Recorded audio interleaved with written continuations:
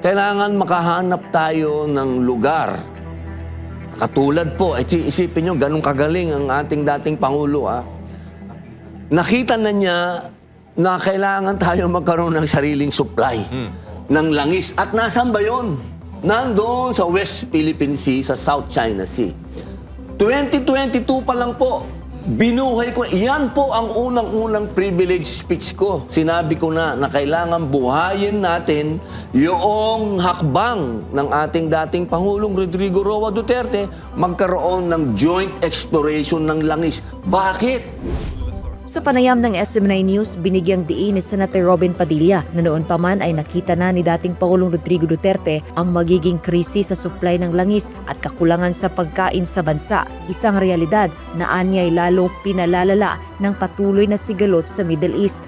Git ni Padilla, ang pakikipag-ugnayan sa mga bansang gaya ng China at Russia ay hindi pagtatraidor kundi estratehiya para matiyak ang murang enerhiya at kaayusan ng ekonomiya.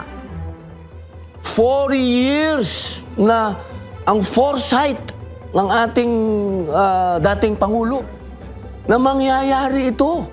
At ito ngayon, nasa harap natin ngayon, mga kababayan. So, ibig nyo sabihin, lahat tayo ngayon, maka-China o maka-Russia? Hindi po. Ang gusto ng ating dating Pangulo ay kaibigan natin ang lahat ng mga bansa at tayo ay maging pro-economic country. Pino na rin ng senador ang tila kakulangan ng gobyerno sa pagbuo ng konkretong plano para magkaroon ng Pilipinas ng sariling supply ng langis. Iginit niya na dapat buhayin ang joint exploration sa West Philippine Sea na nasimulan sa ilalim ng Duterte administration. Sinabi ko na kailangan buhayin natin yung hakbang ng ating dating Pangulong Rodrigo Roa Duterte magkaroon ng joint exploration ng langis. Bakit? Kasi kailangan po natin magkaroon ng sarili natin. Hindi po tayo pwedeng habang buhay nag-i-import ng langis doon sa gitnang silangan. Meron tayo. Iginit niya na ang gobyerno ay dapat magpatuloy sa pakikipag-usap sa mga bansang maaaring mag-supply ng pangunahing pangangailangan ng bansa. Ang bansa natin sa oras na to, ang ating administrasyon, kailangan humanap ng kukunan niya ngayon. Kaya po pumapasok ang Russia at ang China. Opo, yan po ang tunay na sitwasyon. Opo. Dagdag pa ng senador, masyadong nakatuon ang kasalukuyang administrasyon sa military build-up sa halip na pagtibayan ng ekonomiya. Anya, kung ituturing na kaibigan ng China, posibleng makakuha ang bansa ng mas murang langis gaya ng pagbibigay ng libreng bakuna noong panahon ng pandemya. So, kung tayo talaga ay tatanggapin ng China bilang kaibigan nila, inshallah, God willing, hindi din nila tayo bebentahan ng mahal na langis. Katulad nung ginawa nila noong pandemic na hindi nila tayo binentahan, binigyan pa tayo ng libre na vaccine. At yun po ang magpapababa ng presyo. Malinaw para kay Padilla na tama ang mga desisyon at pananaw ni Pangulong Duterte noong kanyang termino at dapat itong kilalanin ng lahat, maging oposisyon man o kakampi. Kaya't panawagan niyang magtulungan at magkaisa para mabigyan ng pagkakataon ng dating Pangulo na makabalik na sa bansa. Ngayon, ang hiling ko lang po sana, 1 taon na ang ating dating Pangulo doon.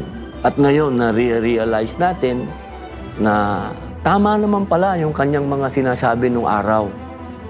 Bakit po sana hindi na lang natin siya, tayong lahat, maging oposisyon ka man ngayon, harapin na natin yung katotohanan na tama pala si Digong. Bakit hindi natin pagtulong-tulungan na pauwiin na natin yung matanda? Kasi kailangan po natin balikan, Hindi po tayo pwedeng biglang tumalon. Tayo po ay naging tagasunod ng dating Pangulong Rodrigo Roa Duterte. Hindi po sa kadahilanan tayo ay tagahanga o tayo po ay in love sa kanya. Tayo po ay naging tagasunod ng ating mahal na dating Pangulo dahil naniniwala po tayo sa kanyang mga sinasabi. At isa po ito sa kanyang sinabi noong siya ay namumuno, nang siya ay Pangulo. Sinabi na po niya yan, na abangan natin ang pwedeng mangyari sa Israel at sa Iran. Masabi na po niya yan. Ngayon, bakit po niya nasabi? sapagkat ang ating pong dating Pangulo ay estudyante ng kasaysayan. Hindi po siya manghuhula, hindi siya masasabi natin isang propeta, hindi po. Siya ay estudyante ng kasaysayan. Katulad ko po, kaya po ako naging tagasunod niya dahil estudyante po ako ng kasaysayan. At kung susundan po natin ang kasaysayan, talaga pong dadating dyan sapagkat kung naalala niyo po, meron pong isang dating NATO general ng pangalan po ay Clark. Ang sinabi niya noong minsan ay pinatawag sila ni Presidente George Bush Jr. sa isang meeting. Ang sabi niya, narinig niya, sinabi sa briefing na lulusubin ng bansang Amerika itong mga bansang nasa gitnang silangan. Ang Iraq, Lebanon, Iran, Syria, Libya, lahat po yan. 2001 po yan. So, yan po ay inabangan natin. Bilang tayo po ay estudyante ng kasaysayan, sa sinabi po ni Ginoong Clark, at alam ko po, narinig yan ng ating Pangulong Rodrigo Roa Duterte at naiintindihan niya. Kaya po sinundan ko yan. Noong pong nangyari, una po kasing nangyari, yung pinatay ang Hamas leader sa Iran. Yan po ay naganap po yan ng 2024. 2024 pa lang po. Noong pinatay po yan, nagsabi na ako na ako po'y gumawa na ng speech sa Senado. Sinabi ko na po doon na hindi ito biro. Sapagkat sa kasaysayan din po, tandaan po natin, ang Iran po ay hindi parang Iraq. Ang Iran ay hindi parang Libya. Hindi po yan Arab country. Correct. Okay? Ang Iran po, ang kasaysayan po niyan, yan po ay Persia. Kung alam po natin kung ano ang Persia, yan po yung Persian Empire. Oo, sa matagal na panahon, they ruled the world. Okay? So hindi po sila yung mga tipong makigegera tapos susuko. Hindi po sila yan. So nung tinira po ang leader ng Hamas, doon ko na po nasabi na magtutuloy-tuloy na to. Sino ba ang Hamas? Okay, kailangan balikan din po natin kung sino ang Hamas. Yan po ang mga leader diyan sa gobyerno, diyan sa Palestine. Okay? Alam naman po natin na mayroong gera ang Palestino at ang Israel. Ako po'y, tandaan po ninyo, ako po'y isang Muslim, pero ako po'y naniniwala sa dalawang state. Okay? Yan po kasi ang ruling ng United Nations. Okay? Na kailangan 2 states. Meron talagang Israel, meron talagang Palestine. So, yung nangyari pong pagpatay doon sa Hamas, ay sigurado na po ako, sabi ko magkakagulo na. Kakalat na ito. Sapagkat sino ba ang sumusuporta sa Hamas? Ang sumusuporta po sa Hamas ay Iran. Yan naman po ay hindi yan inililihim. Pag nanood po tayo talaga at nagbasa tayo ng kasaysayan, makikita po natin talaga. At pati ang Hezbollah na nasa Lebanon, sila din po ang tumutulong sa Palestinian struggle. So ito pong mga nangyayari na ito ay mula pa doon sa nangyaring atake naman ng Hamas sa Israel noong October. Kung naalala niyo po, sila po'y nilusob din, Kaya ito po talaga ay hindi natin kailangan maging manghuhula. Ang kailangan lang natin ay analyzation. Ano po ba yung dapat nating inanalyze? Na itong bagay na ito ay hindi ito maayos sa usap. Dahil ang bansang Israel po ay handa. Sila ay handang ipagtanggol. Karapatan po nila yan. Ipagtanggol ang kanilang bayan. At ganun din naman po ang Palestino at ganun din naman ang Iran. Ito pong lahat ng ito, ipinagsama-sama ko po at dinala ko sa Senado. Sinabi ko sa kanila, mga mahal kong kasama, hindi ito maaayos. Dapat ngayon pa lang ay naghahanda na tayo. Hindi po sila nagresponde sa plenaryo, kaya ang ginawa ko po, sinulatan ko ang mga ahensya ng gobyerno. Sinabi ko sa kanila na ito, kailangan natin magkaroon ng plano sa pagkain. Number 1, pagkain. Number 2, langis kung saan tayo kukuha. Pangatlo, sabi ko sa kanila, kailangan makahanap tayo ng lugar. Katulad po, isipin nyo, ganun kagaling ang ating dating Pangulo. Nakita na niya na kailangan tayo magkaroon ng sariling supply ng langis. At nasan ba yun? Nandoon sa West Philippine Sea, sa South China Sea. 2022 pa lang po, binuhay ko. Yan po ang unang-unang privilege speech ko. Sinabi ko na kailangan buhayin natin yung hakbang ng ating dating Pangulong Rodrigo Roa Duterte magkaroon ng joint exploration ng langis. Bakit? Kasi kailangan po natin magkaroon ng sarili natin. Hindi po tayo pwedeng habang buhay nag-i-import ng langis. Doon sa gitnang silangan, meron tayo. At higit sa lahat kako, sumunod na aking privilege speech ay yung ating, kung natatandaan niyo po yan, at alam na alam ko na pati ang ating mahal na Pastor Apollo Kibuloy, tulungan niya ako dyan, yung ating Saba claim.